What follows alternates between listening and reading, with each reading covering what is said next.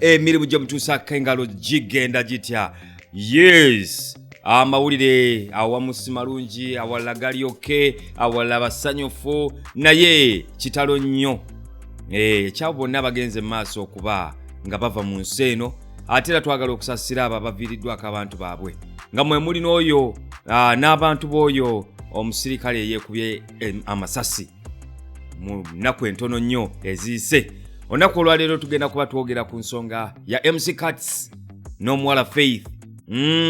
Mulowooza kiki ekigenda mu maaso bannange mu ggwanga lino? Mulowooza abantu basaanidde kukola batya okwewala embeera bwe zityo ng'ebyo bye tuli mu kulaba ku Faith? Olunaku olwaleero byogenda okuba ng'oyogerako naffe, era nja kusaba ali ku simu asoose obe ng'oyogerako nange. Hello.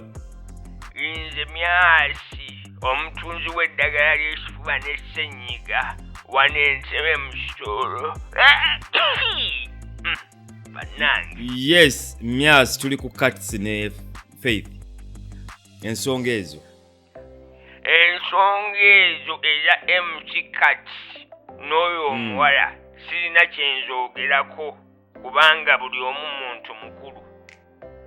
Cuts abakuba yakwata mwana muto tubadde tujja kumulaawa, naye abantu abakulu bandize gye ndi ne banneebuuzaako ne mbawa ku ddagala ly'oluzaalo, kubanga kati wenjogerera singa omwana waabwe mukulu ddala ng'atandise n'okusoma. Neddala otegedde omulamwa ensonga ya Cuts ogitegedde? Simanyi, ntangazaamukkaawo. Simanyi birimu nnamwandu. Bwe mubaamu ebya nnamwandu amumpe nze musobola. Kale katugira tukwate abalala girobeera bulungi. Tolina kunnamba ya nnamwandu wa MC Cuts oyo. Myasi MC Cuts akyali mulamu, omusajja akyali ku nsi. Kiki kyogezako? Naye ate ya nnamwandu owuwo. Yes, nsaba tusigale ku mulamwa. Basebo ne banyawo. Wangi sebo. Ono Matalisi solido y'abakyala wano mu Ndeeba. Awagira Manchester United empanguzi. Yes, agamba atya Matalisi wammwe mu Ndeeba eyo muli mutya? Gye tuli tubonaabona. Edda nawuliranga bagamba nti eno ensi madaala. Naye simanyi oba bagalinnyirawa. Mpulira njagala kwambukako waggulu. Eno wansi awali omuntu wa wansi. Wantamye. Nange bw'onoozuula gye bagalinnyira oŋŋamba. Ensi eno nzibu. Kati laba nze yali anyirira okunoonya feezi z'abaana kunfudde ekitagasa. Ng'olabye Mukama. Naye bo bamaama Joani, bataata Pogba, bakikola batya? Sibawulirangako nga beemulugunya. Banaatubuulira, tunaababuuza ne batubuulira. Sebe ensonga za MC Cuts n'omuwala Faith, abavubuka basaanye baziyigireko. Kituufu. Nga tonneebaka na muntu yenna ku nsi, mwekebeze. Kiryokka okumanya nti omuntu akalina n'osalawo okumwesonyiwa oba okukozesa engeri entuufu ekuleetera obutejjusa. Okuzira akazannyo kirungi okusinga okwejjusa. Bawulira. Ate tolowooza nti buli gw'otunuulira ng'omulaba anyirira nti mulamu. Omuyimbi omu yayimba nti omuyembe okunyirira ku ngulu tekikugaana kuvunda munda. Eno y'emu ku nsonga enkulu lwaki mazima ddala omuntu wandyekebezza. Mazima. Bino by'ekiwala kinyirira mubiveeko bavubuka mmwe. Nammwe abawala mulekeraawo okulowooza nti abasajja balamu. Tuli bafu. Kimanye nti gwe mulamu wekka. Abakwetolodde ge yeena yennyini. Ye kambuuze gwe mukulu aleese omulamwa guno wakoma ddi okwekebeza? Oba omu kubanoonya okuswankula abaana baffe.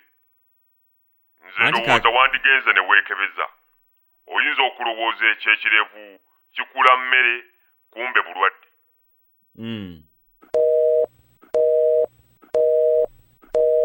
Okay. Hello.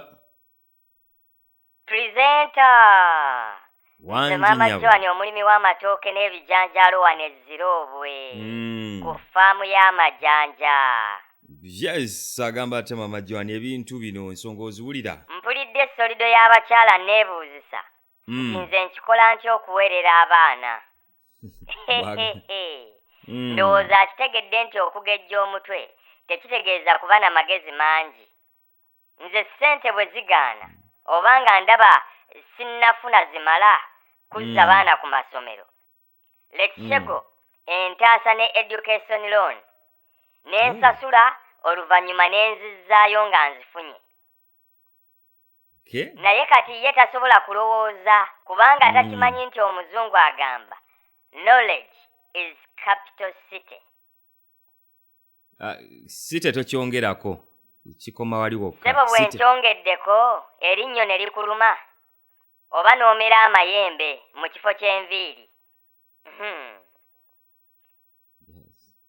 Nga sinnagenda ku mulamwa. Nawulidde nti waliwo owa poliisi omulala eyeekubye amasasi. Mawulire ga nnaku. Naye bambi abantu balabika bakoowu ate nga bali bubi. Omuntu bw'otuukira okwetunuzaamu emmundu ng'olinga agenda okwekuba selfistic oba okooya ensi n'ebigirimu. Naye ate ndowooza kyandibadde kirungi ne banoonyerezebwako abo abali mu kwekuba amasasi.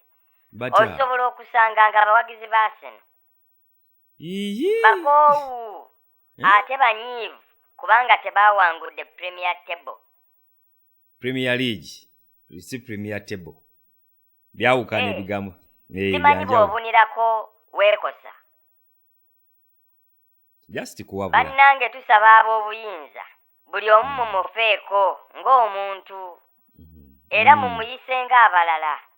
Bino ebigenda mu maaso bibeeko kye bibayigiriza. Right. Ebintu bino ebyokwekuba amasasi bullet selfie bijja kweyongera singa temubaako bye mukyusa mwe ng'abakulu. Ate ensonga za MC Cats n'omuwala Faith nze nziraba za nnaku nnyo. Naku njereere. Nsaba abazadde tubeere so carefree. Tufeeyo nnyo ku baana baffe. Olabika otegeeza kubeera careful. Byanjawulo. Naye oba lwaki tebakuwa emmundu naawe ne weekuba essasi?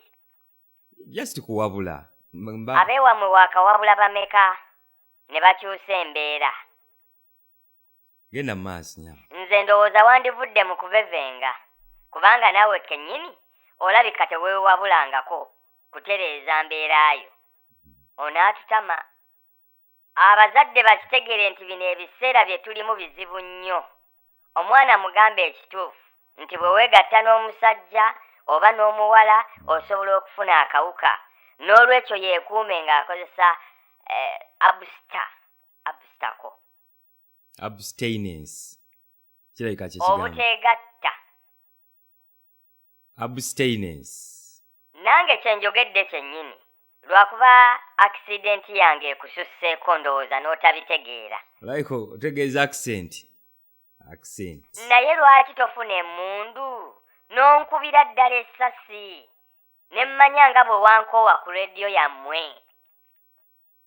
Ate owaayi omuntu atamanyi nti okulebeza emimwa kibi naye atama. So malicious.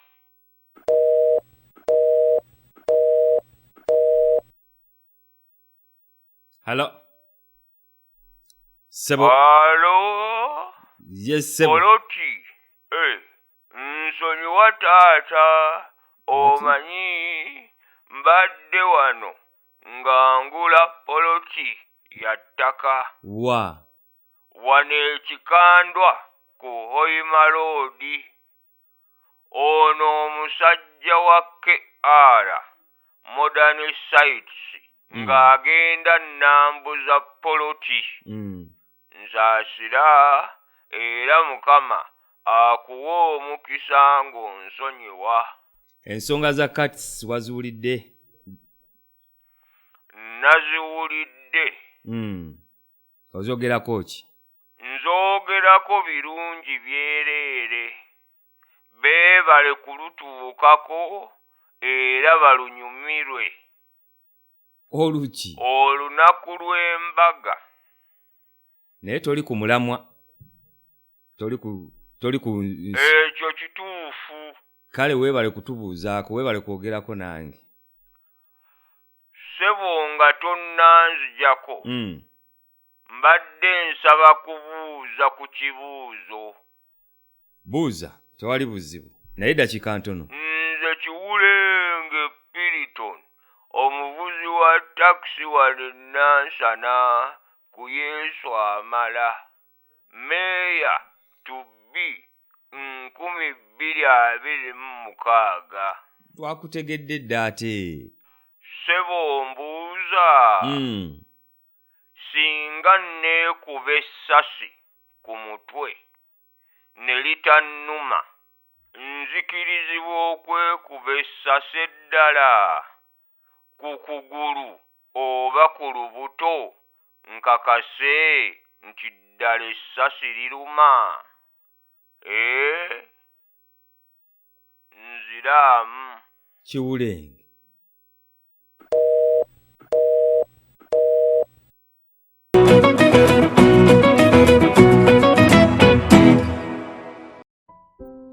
Joining high school, it's easy to think of it as a building, a large classroom, a test, long hallways, aisles of books, a place where you're going to cover up your future. But when you get there, you realize you're not the only one. When you come to Light High School Seguku, it's people meeting people, learning from each other and growing together. It's not always about knowing exactly where you're headed. Sometimes it's about finding a way. It's about seeing the field with your own eyes and learning from the best. There are books, there are tests, there are classrooms, but there is one very important part you cannot put on paper. It's living. It's working together to do something bigger than ourselves. It's laughter. It's the relationships. It's the good conversations with good friends. It's expressing who we are. It's hard work, but it's lots of fun. So we come to Light High School Seguku for the education, we stay for the experience, and that is what we carry with us for a lifetime.